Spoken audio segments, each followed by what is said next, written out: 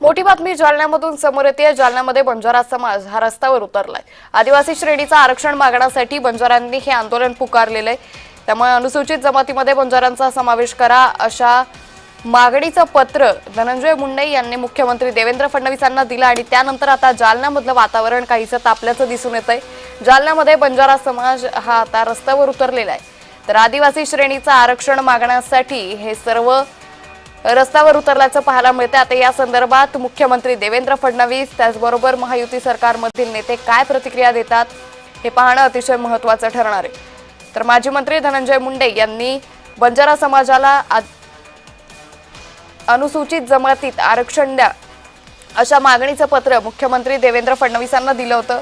हैदराबाद गॅझेटनुसार बंजारा समाजाला आरक्षण द्या अशी मागणी या पत्राद्वारे माजी मंत्री धनंजय मुंडे यांनी केली आणि त्यानंतर आता याचे पडसाद जालन्यामध्ये उमटल्याचं पाहायला मिळतंय। मराठवाड्यातील बंजारा समाजासाठी ही मागणी करण्यात आली होती आणि आता जालन्यामधील बंजारा समाज हा रस्त्यावर उतरलेला आहे। आदिवासी श्रेणीचं आरक्षण मागण्यासाठी हे सगळे बंजारा बांधव आता रस्त्यावर उतरल्याचं दिसून येतंय। हैदराबाद गॅझेटनुसार बंजारा समाजाला आरक्षण द्या असं यावेळी या आंदोलनकर्त्यांकडून मागणी करण्यात येते।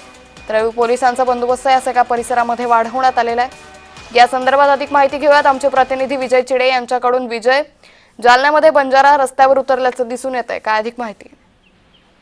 नक्कीच अंकिता, जर पाहिलं गेलं तर मराठवाडा गॅजेटनुसार जे आहे ते बंजारा समाज हा एसटी समाजामध्ये येत असल्याचं आता बंजारा समाजाकडून सांगितलं जातं आणि त्याच अनुषंगाने आता हैदराबाद गॅजेट जे आहे ते बंजारा समाजात देखील लागू करण्यात यावी अशी मागणी घेऊन आता बंजारा समाज जो आहे तो आता रस्त्यावरती येत असल्याचं आपल्याला पाहायला मिळतं आणि छत्रपती संभाजीनगरच्या कंपॅरिझनमध्ये जे आहे ते जालना संभाजीनगर महामार्ग जो आहे तो त्यावरती आता रस्ता रोको जो आहे तो बंजारा समाजाकडून करण्यात येत आहे। या ठिकाणी जर पाहिलं गेलं तर महिलांसह पुरुषांची देखील मोठी संख्या जी आहे ते या रस्ता रोकोमध्ये असल्याचे पाहायला मिळत आहे, कारण बंजारा समाज हा एसटी मध्ये येत असल्याचं त्यांचं म्हणणं आहे आणि त्यामुळे आता मराठवाड्यामध्ये देखील आता हैदराबाद गॅजेट जे आहे ते लागू करण्यात यावे आणि हैदराबाद गॅजेटनुसार जे आहे ते आता बंजारा समाज हा एसटी समाजात येतो त्यामधून आम्हाला आरक्षण द्यावं अशी मागणी जी आहे ती आता करत असल्याचं पाहायला मिळत आहे। थँक्यू। निश्चित ज्या पद्धतीने आपण या दृश्यांमधून पाहतोय विजय की मोठ्या संख्येनं हे बंजारा बांधव रस्त्यावर उतरलेले आहेत। प्रशासनाकडून या आंदोलनाच्या पार्श्वभूमीवर कशी तयारी करण्यात आली आहे?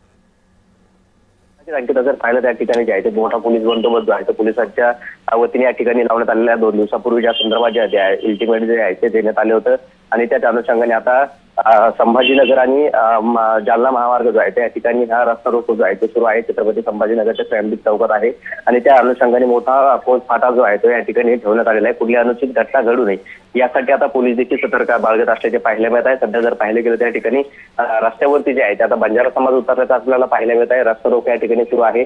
आमच्या मागण्या पूर्ण कराव्या असं जे आहेत बंजारा समाजातून दिले जात असल्याचं पाहायला मिळत आहे। बंजारा समाजाला एसटीतून प्रवर्गातून आरक्षण द्यावं